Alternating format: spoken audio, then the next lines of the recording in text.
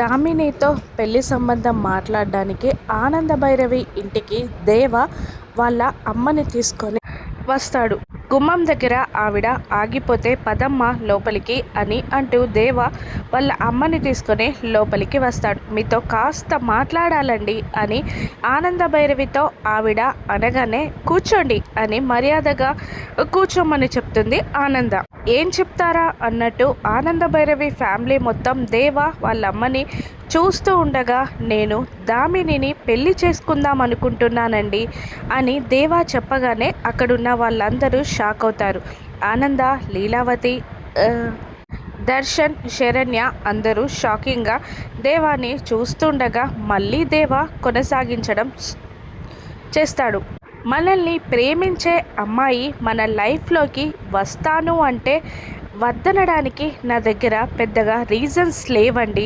అందుకే నేను దామినిని పెళ్లి చేసుకోవడానికి నిశ్చయించుకున్నాను అని దేవ కుండ బద్దలు కొట్టినట్టు దామిని తనని ప్రేమిస్తుందని చెప్పిన విషయం డైరెక్ట్గా చెప్పేస్తాడు. దాంతో అందరూ షాక్లో ఉండిపోగా ఆనంద భైరవి తేరుకొని ఇలా అంటూ ఉంటుంది.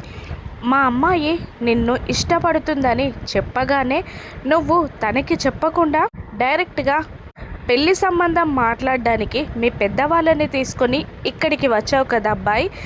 దాంట్లోనే నీ ఉన్నత సంస్కారం, క్యారెక్టర్ అన్నీ తెలిసిపోతున్నాయి. మా అమ్మాయి జీవితాంతం తనని కాపాడే వాణ్ణి కరెక్ట్గా ఎంచుకుందని నేను అనుకుంటున్నాను అని పెళ్ళికి గ్రీన్ సిగ్నల్ ఇచ్చేస్తుంది ఆనంద భైరవి. దాంతో దేవ వాళ్ళ అమ్మ ఇద్దరు చాలా సంతోషపడతారు.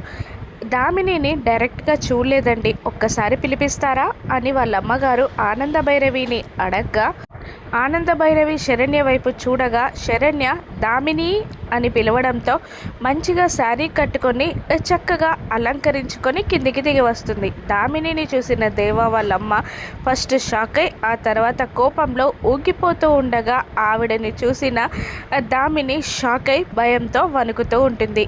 ఇప్పుడు దామినితో పెళ్ళికి దేవ వాళ్ళ అమ్మ ఒప్పుకుంటుందా? వీళ్ళిద్దరి మధ్య అత్తాకొండల్లా పోరు ఎలా ఉండనుందో రాను ఎపిసోడ్స్లో చూద్దాం. Thank you for watching.